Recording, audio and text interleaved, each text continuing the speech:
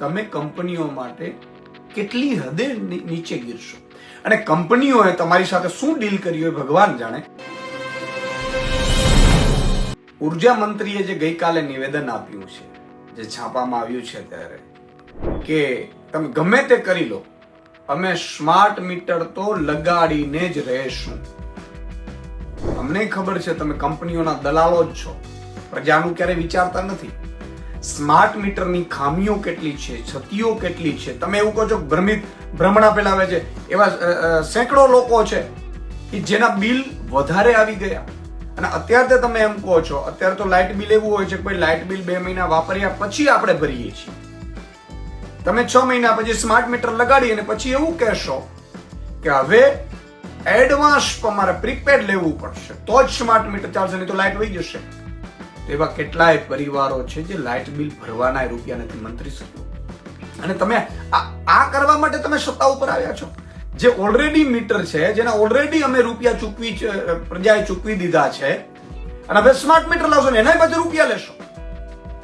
તમે કંપનીઓ માટે કેટલી હદે નીચે ગીરશો અને કંપનીઓએ તમારી સાથે શું ડીલ કરી હોય ભગવાન જાણે.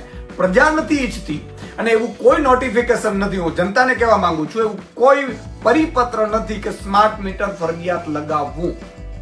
અને ફરજિયાત તમારે ત્યાં લગાવતા હોય તો તમે એનો વિરોધ કરી શકો છો. આપણે સ્માર્ટ મીટર નહીં લગાડવા દઈએ. આમ આદમી પાર્ટી જ્યાં પણ જનતા કહે છે ત્યાં સ્માર્ટ મીટરની લડાઈ માટે અમે ભેગા રહેશું. ઘણી જગ્યાએ સ્માર્ટ મીટર લગાડીને પછી ગ્રાહકોને કહેવામાં આવે છે કે તમારે ત્યાં સ્માર્ટ મીટર લાગી ગયા છે. જ્યારે ગ્રાહક એમ કહે છે કે નહીં અમારે સ્માર્ટ મીટર નથી જોતા, તો હવે જૂના મીટર તો અમારી પાસે છે નહીં. આ ભાજપનું ને ગુજરાત સરકારનું ષડયંત્ર છે એ કંપનીની દલાલી કરવામાં, અને એને આખી ભારતમાં આવું ખેલ કરવાનો છે. અને પછી એડવાન્સ એટલે હજારો કરોડ રૂપિયા આપણા ડિપોઝિટના લઈ લેશે અને પ્રીપેડ કરી નાખશે પછી. અને પછી કઈ રીતે બિલો આવે છે આપણે સૌ જાણીએ છીએ. જે પણ વસ્તુ બની હોય પેલા પરિપત્ર બહાર પાડો. પરિપત્ર બહાર પાડ્યા પછી તમામ ભાજપના નેતાઓના ઘરે સ્માર્ટ મીટર લગાવો, કમલમમાં લગાડો અને પછી પ્રજા પાસે જાઓ. એવું નહીં થાય. અને તમે અત્યારે શહેરોમાં ઓછું કરી નાખ્યું છે, મેં સાંભળ્યું છે.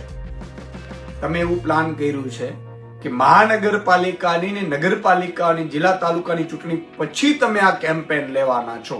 હું ગુજરાતની જનતાને વિનંતી કરું છું કે આ દલાલીઓ, આ કંપનીની દલાલીઓ કરે છે. સ્માર્ટ મીટર તમારે ન લગાડવા હોય તો ભાજપને આ વખતે ભગાડજો. જો ભાજપ ફરીથી તાલુકા, જિલ્લા, નગરપાલિકા કે મહાનગરપાલિકાની ચૂંટણીમાં જીતી એટલે બીજે દિવસે એ સ્માર્ટ મીટર તમારે ત્યાં લાવશે અને પછી લૂંટ ચલાવશે, પછી પ્રીપેડ લાવશે અને પછી એટલા બિલ આવશે, તમે કોને ફરિયાદ કરવા જશો? અને એકાદની ફરિયાદ સાંભળશે પણ કોણ? એટલે ભાજપનો કોઈ પણ નેતા આવે એ તમે જોજો. આ હજી સ્માર્ટ મીટરનું એટલું કેમ્પેન નથી ચાલ્યું, આ ઉપરથી આવેલું છે. એટલે આ નેતાઓની ઓકાદ નથી કે સ્માર્ટ મીટર વિરુદ્ધ કેમ્પેન ચલાવી શકે, તો સ્માર્ટ મીટર નહીં લગાડીશું એવું કહી શકે, કારણ કે ઉપરથી ડીલ થયેલી છે કંપનીને, નેતાઓની.